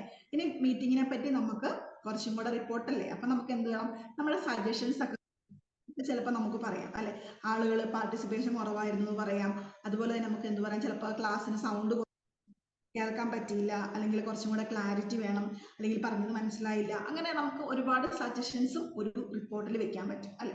അപ്പൊ എന്താണ്, ഒരു റിപ്പോർട്ടിൽ നമ്മൾ ശ്രദ്ധിക്കേണ്ട കുറച്ച് കാര്യങ്ങളുണ്ട്. അപ്പൊ എന്തൊക്കെയാണ്, when is the report due അല്ലെ, അതായത് ഒന്നാമത്തെ ക്വസ്റ്റ്യൻ നിങ്ങൾ നോക്കാം, how to write a report, ഒരു റിപ്പോർട്ട് നമുക്ക് എങ്ങനെ എഴുതാം എന്നാണ് ചോദിച്ചിരിക്കുന്നത്. എങ്ങനെയാണ്, before you begin to write a report you must ask yourself a few questions. അപ്പോൾ ഒരു റിപ്പോർട്ട് എഴുതാൻ പറയുമ്പോൾ നമ്മൾ ആദ്യമായിട്ട് കുറച്ച് ക്വസ്റ്റ്യൻസ് നമ്മളോട് തന്നെ ചോദിക്കുക. എന്തൊക്കെ ക്വസ്റ്റ്യൻസാണ് ചോദിക്കേണ്ടത്, what is the purpose of the report, ഞാൻ ഈ റിപ്പോർട്ട് എഴുതുന്നതിന് വേണ്ടിയിട്ടാണ്. അപ്പൊ നമ്മൾ ക്വസ്റ്റ്യൻ പേപ്പറിൽ ആൻസർ എഴുതാൻ പോവുകയാണ് അല്ലെ. അപ്പൊ നമ്മൾ ക്വസ്റ്റ്യൻ വായിച്ചു നോക്കിയിട്ട് നമ്മുടെ മനസ്സിലേക്ക് ഉത്തരം എഴുതുന്നതിന് മുമ്പ് കൊണ്ടുവരേണ്ട ക്വസ്റ്റ്യൻസ് എന്താണ്, ഞാൻ ഈ റിപ്പോർട്ട് എന്തിനാണ് എഴുതുന്നത് അല്ലെ. Are you expected to present fact only, ഇതിനകത്ത് നമ്മൾ അതിന്റെ കാര്യങ്ങൾ മാത്രം പറഞ്ഞാൽ മതിയോ അല്ലെ, ഇമ്പോർട്ടന്റ് ആയിട്ട് ചോദ്യം ചോദിച്ചിരിക്കുന്നത് പോലെ തന്നെ അതിനുള്ള ഉത്തരം മാത്രം എഴുതിയാൽ മതിയോ. Are you expected to provide an analysis and make recommendations as well, അതുപോലെ ഇനി എന്തെങ്കിലും അഡീഷണൽ ആയിട്ട് ഞാൻ എന്തെങ്കിലും ഇതിന്റെ കൂടെ കൂട്ടിച്ചേർക്കണോ, അങ്ങനെ ആ ക്വസ്റ്റ്യൻ വായിച്ചു നോക്കിയിട്ട് അപ് ടു ദ ക്വസ്റ്റ്യൻ മാത്രമാണ് നമ്മൾ റിപ്പോർട്ട് എഴുതാൻ പറഞ്ഞിട്ടുണ്ടെങ്കിൽ എഴുതാവുള്ളൂ. ഓക്കെ, ഇനി വൺസ്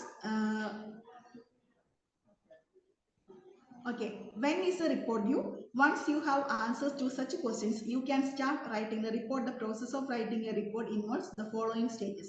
ഇനി ഒരു റിപ്പോർട്ട് നമ്മൾ എഴുതുമ്പോൾ ശ്രദ്ധിക്കേണ്ട കുറച്ച് കാര്യങ്ങളുണ്ട് അല്ലെ. അപ്പൊ എന്തൊക്കെ കാര്യം, നമ്മളിപ്പോ മെയിൽ ID യുടെ കാര്യം പറഞ്ഞല്ലോ, അപ്പൊ അതുപോലെ തന്നെ റിപ്പോർട്ട് എഴുതുമ്പോൾ നമ്മൾ എന്തൊക്കെ കാര്യങ്ങൾ ശ്രദ്ധിക്കണം, എന്തൊക്കെ കാര്യങ്ങൾ ശ്രദ്ധിക്കണം, investigating the source of information, ആദ്യമായിട്ട് നമ്മൾ എഴുതാൻ പോകുന്ന റിപ്പോർട്ടിന്റെ സോഴ്സ് അത് കറക്റ്റ് ആണോ എന്ന് അന്വേഷിക്കുക. ഇനി ടേക്കിംഗ് നോട്ട്സ് അല്ലെ, അതിൽ പറഞ്ഞിരിക്കുന്ന കാര്യങ്ങൾ നമ്മുടെ മനസ്സിലേക്ക് കൊണ്ടുവരിക. Interpreting and analysing the fact അല്ലെ, ആ കാര്യങ്ങൾ നമ്മളൊന്ന് അനലൈസ് ചെയ്യുക, അത് കറക്റ്റ് ആണോ, അല്ലെങ്കിൽ അതിൻ്റെ ഒക്കെ കാര്യങ്ങൾ നമ്മൾ അനലൈസ് ചെയ്ത് എഴുതണം എന്നൊന്ന് നോക്കാം. Writing the outline of the report, ഇനി ആ റിപ്പോർട്ടിന്റെ ഔട്ട്ലൈൻ നമ്മുടെ മനസ്സിലേക്ക് ഒന്ന് കൊണ്ടുവരിക.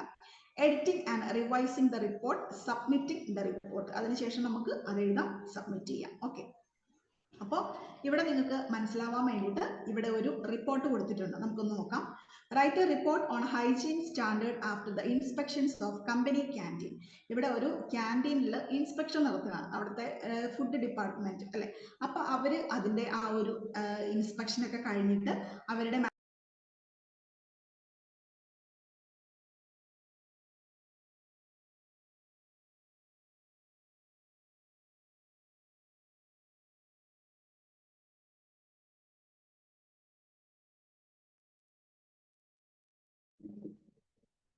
ഓക്കെ, അപ്പൊ അവരുടെ ഫുഡ് ഇൻസ്പെക്ഷനെ കുറിച്ച് റിപ്പോർട്ട് എഴുതാൻ പറഞ്ഞു. അപ്പൊ നോക്കിക്കേ, ഇൻസ്പെക്ഷന്റെ റിപ്പോർട്ട് എഴുതുകയാണ് ടു മാനേജിംഗ് ഡയറക്ടറാണ് എഴുതാൻ പറഞ്ഞ അദ്ദേഹത്തിന് കൊടുക്കുകയാണ്. പിന്നെ അവരുടെ അഡ്രസ് എഴുതുക, ആരാണോ എഴുതുന്നത് അല്ലെ. നമുക്ക് സബ്ജക്ട് എന്താണ് വേണ്ടത്, ഇൻസ്പെക്ഷൻ ഓഫ് കമ്പനി ക്യാൻറ്റീൻ അല്ലെ, ഇവിടെ ക്യാൻറ്റീനിൽ ഇൻസ്പെക്ഷൻ നടത്തുന്നതിനെ കുറിച്ച് എന്തൊക്കെയാണ്, ആദ്യം ഡേറ്റ് എഴുതണം അല്ലെ.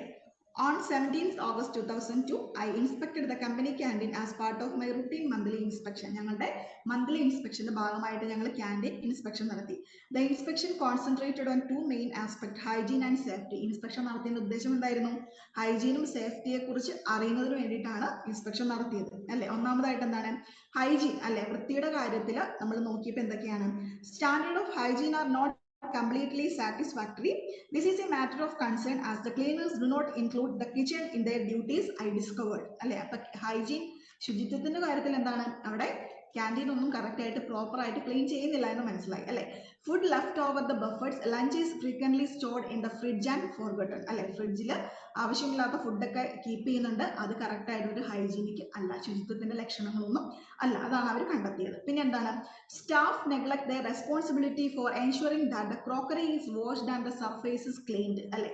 അപ്പൊ അവിടുത്തെ സ്റ്റാഫ് അവിടെ കറക്റ്റ് ആയിട്ട് പാത്രങ്ങളൊന്നും കഴുകിയൊന്നും വൃത്തിയാക്കുന്നില്ല, അതും അവര് കണ്ടെത്തിയിട്ടുണ്ട്. പിന്നെ എന്താണ്, സ്പ്ലിറ്റ് ഷുഗർ അട്രാക്ട് നട്സ് അല്ലെ. അതായത് ഷുഗറൊക്കെ പഞ്ചസാരയൊക്കെ തെറിച്ച് വന്നിട്ട് ഉറുമ്പൊക്കെ വന്നിട്ട് ആ ഒരു വൃത്തിഹീനമായിട്ടുള്ള അന്തരീക്ഷമാണ് ക്യാൻറ്റീനിൽ ഉള്ളത്. പിന്നെ എന്താണ്, the fridge is not deforested often enough അല്ലെ. അതായത് ഫ്രിഡ്ജ് കറക്റ്റ് ആയിട്ട് ക്ലീൻ ചെയ്യുന്നില്ല, ഐസ് കട്ടയൊക്കെ പിടിച്ചിട്ട് ആ വൃത്തികേടായിട്ട് കിടക്കുകയാണ്. ഇനി സേഫ്റ്റിയുടെ കാര്യത്തിൽ എടുത്താലോ, owing to overloading of the only electric socket in the kitchen, staff is using the wall socket just outside the kitchen to boil water for drinks. The trailing flux from the kettle creates a safety hazard അല്ലെ. അപ്പോൾ അവിടെ electric വയറുകളൊന്നും എന്താണ് correct ആയിട്ടുള്ള ലൂസനായിട്ട് കിടക്കുന്നുണ്ട്. പിന്നെ ആകെ കിച്ചണിൽ ഒരു പ്ലഗ് മാത്രമേ ഉള്ളൂ, അത് ഓവർലോഡ് ആയി കഴിഞ്ഞെങ്കിൽ വേറെ സേഫ്റ്റി ആയിട്ടുള്ള കാര്യങ്ങളൊക്കെ സംഭവിക്കാം. അപ്പൊ ഇത്രയും കാര്യങ്ങളാണ് അവർ ഇൻസ്പെക്ഷൻ നടത്തിയതിൽ കണ്ടുപിടിച്ചത് അല്ലെ. അപ്പൊ അവര് ഇൻസ്പെക്ഷൻ നടത്തിയ റിപ്പോർട്ട് സമർപ്പിക്കും, അതിന് കുറച്ച് സൊല്യൂഷനും കൂടെ അവർ കണ്ടുപിടിക്കുന്നുണ്ട്. എന്താണ്, the system of voluntary cooperation is clearly not working, so I recommended that we draw up a rotation. Hence, each week an identified member of the staff become responsible for ensuring the hygiene and safety procedures. അപ്പോൾ ഇവർ പറയാണ് എല്ലാ ആഴ്ചകളിലും ഈ ഒരു checking ഉണ്ടാവണം, എങ്കിൽ മാത്രമാണ് ഇവർ കറക്റ്റ് ആയിട്ട് സേഫ്റ്റി മെഷേഴ്സ് ഫോളോ ചെയ്യുള്ളൂ. This does not of course absolve this responsibility to tidy up after eating. I shall be circulating a separate memo to this effect to all staff. അപ്പോൾ ഇത് effective ആയിട്ട് വരണമെങ്കിൽ എല്ലാ സ്റ്റാഫിനും ഈ ഒരു checking ഉണ്ടാവുന്ന ഒരു സർക്കുലർ പാസ് ചെയ്യാം. All staff should be reminded that kettles are to be used only in the kitchen. There is an urgent need for an additional electric socket in the kitchen area. അതുപോലെ തന്നെ ഇവിടെ additional ആയിട്ട് ഒരു സോക്കറ്റും കൂടെ കിച്ചണിൽ കൊണ്ടുവരും. അപ്പൊ ഇത്രയാണ് അവര് സൊല്യൂഷൻ ആയിട്ട് പറയുന്നത്. ഓക്കെ, അപ്പൊ ഇങ്ങനെയാണ് ഒരു റിപ്പോർട്ട് എഴുതുന്നതിന് എക്സാമ്പിൾ. ഓക്കെ, അപ്പൊ നമ്മളോട് ക്വസ്റ്റ്യൻ പേപ്പറിൽ വേറെ ഒരു സിറ്റുവേഷൻ വന്നിട്ട് അതിനെക്കുറിച്ച് റിപ്പോർട്ട് എഴുതാൻ പറഞ്ഞാലും നമ്മുടെ മനസ്സിലേക്ക് കൊണ്ടുവരിക, ആ ഒരു സിറ്റുവേഷൻ കൊണ്ടുവരിക, എന്തൊക്കെ കാര്യങ്ങളായിരിക്കും അവിടെ നടന്നിട്ടുണ്ടാവുക, അല്ലെങ്കിൽ എന്തിനെ കുറിച്ചായിരിക്കും നമ്മൾ റിപ്പോർട്ട് ചെയ്തിട്ടുണ്ടെന്ന് മനസ്സിലേക്ക് കൊണ്ടുവന്നിട്ട് എഴുതുക. ഓക്കെ, അപ്പോൾ ഇത്രയേ ഉള്ളൂ നമ്മുടെ എക്സാമിന്. നാളെ കഴിഞ്ഞുള്ള എക്സാം. അപ്പൊ ഈ ഒരു 3 ചാപ്റ്ററും കൂടെ ആയിരുന്നു പരീക്ഷയ്ക്ക് ഉണ്ടായിരുന്നത്. അപ്പൊ ഇത്രയും കൊണ്ട് നമ്മുടെ ഇംഗ്ലീഷിന്റെ ചാപ്റ്ററിലെ പോർഷൻ മുഴുവൻ കഴിഞ്ഞിട്ടുണ്ട്. നിങ്ങൾ പരീക്ഷയ്ക്ക് വേണ്ടിയിട്ട് പ്രിപ്പയർ ചെയ്യുക. ഓക്കെ, ഇനി ഏതെങ്കിലും ചാപ്റ്റേഴ്സ് നമ്മുടെ എടുത്തതിൽ മനസ്സിലാവാത്തുണ്ടെങ്കിൽ നിങ്ങൾ ചോദിക്കാം കേട്ടോ, പറഞ്ഞു തരാം. അപ്പോൾ ഇത്രയേ ഉള്ളൂ. എല്ലാവരും ഈ ചാപ്റ്റേഴ്സ് ഒക്കെ ഒന്നുകൂടെ റീഡ് ചെയ്ത് നോക്കുക, മനസ്സിലാക്കുക. ഓക്കെ മിസ്, ഇൻഡെക്സ് ഒന്ന് പറഞ്ഞു തരുമോ? Okay, thank you. Miss, index ഒന്ന് പറഞ്ഞു തരുമോ? ഇൻഡെക്സ് ഞാൻ ഗ്രൂപ്പിൽ ഇട്ടാൽ മതിയോ? കാരണം എനിക്ക് എന്റെ കയ്യിലെ സിലബസ് എന്റെ ഇപ്പം ഇല്ല, അതുകൊണ്ടാണേ. ഓക്കെ ഓക്കെ, ഇട്ടേക്കാട്ടോ, ഗ്രൂപ്പിൽ ഇട്ടേക്കാട്ടോ. ഏതൊക്കെ എക്സാമിന് ഇടണമെന്ന് വെച്ചാൽ കറക്റ്റ് ആയിട്ട് ഇട്ടേക്കാം, അത് മാത്രം പഠിച്ചാൽ മതി. ഓക്കെ, മറ്റേ സാമ്പിൾ ക്വസ്റ്റ്യൻ പേപ്പർ അല്ലെങ്കിൽ അങ്ങനെ അഡീഷണൽ ക്വസ്റ്റ്യൻസ് എല്ലാം ഗ്രൂപ്പ് ഇടാൻ പറ്റും? നമ്മുടെ ടെക്സ്റ്റിൽ നിന്നുള്ള ക്വസ്റ്റ്യൻസ് മാത്രമേ ഉണ്ടാവുള്ളൂ. ഇവിടെ എടുത്ത ചാപ്റ്റേഴ്സിൽ നിന്ന് മാത്രമേ ക്വസ്റ്റ്യൻസ് ഉണ്ടാവുള്ളൂ. ഓക്കെ ഓക്കെ, അപ്പൊ എന്തൊക്കെ ചാപ്റ്റേഴ്സ് ഉള്ളതെന്ന് ഗ്രൂപ്പിൽ ഇട്ടേക്കാം കേട്ടോ. ഇത് വൺ വേർഡ് ഒക്കെയാണോ കൂടുതൽ ഉണ്ടാവുക? വൺ വേർഡ് അല്ല, കുറച്ച് ഫിൽ ഇൻ ദ ബ്ലാങ്ക്സ് ഒക്കെ ഉണ്ടാവും നമ്മുടെ ടെക്സ്റ്റിൽ നിന്നുള്ളത്. Model question paper, model exam അല്ല. അപ്പൊ നിങ്ങൾക്ക് ഒരു എക്സാം എഴുതി കഴിയുമ്പോൾ നിങ്ങൾക്ക് ഒരു ഐഡിയ കിട്ടും എങ്ങനെയാണ്. കൂടുതലായിട്ട് നിങ്ങൾ ടെക്സ്റ്റിലുള്ള ക്വസ്റ്റ്യൻസ് ഒക്കെ പഠിക്കുക കേട്ടോ. അപ്പൊ നമുക്ക് അത് വെച്ച് നമുക്ക് എഴുതാൻ പറ്റും.